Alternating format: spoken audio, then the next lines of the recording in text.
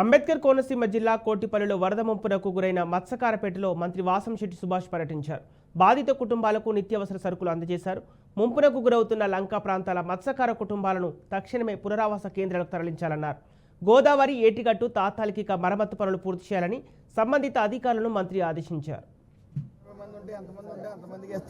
ఈ లోపల మీరు గొడవలు పెట్టేసుకుని లేకపోతే కంగారు అయిపోతే ఉపయోగం ఉండదు. అందరికీ ఉంటాయి. 790 ఇళ్ళకి బియ్యం, బంగాళదుంప, ఉల్లిపాయ, పామాయిల్, కందిపప్పు అన్ని ఐటమ్స్ అందరికీ ఇస్తారు. ఈవేళ ఒక అందుబాటులో లేకపోవడం వల్ల 8 మందికి ఇస్తున్నారు, 10 మందికి ఇస్తున్నారు. రేపు మిగతా 780 మంది ఉంటే ఎంతమంది ఉంటే అంతమందికి ఇస్తారు. ఈ లోపల మీరు గొడవలు పెట్టేసుకుని లేకపోతే కంగారు అయిపోతే ఉపయోగం ఉండదు. అందరికీ ఉంటాయి. 790 ఇళ్ళకి బియ్యం, బంగాళదుంప, ఉల్లిపాయ, పామాయిల్, కందిపప్పు అన్ని ఐటమ్స్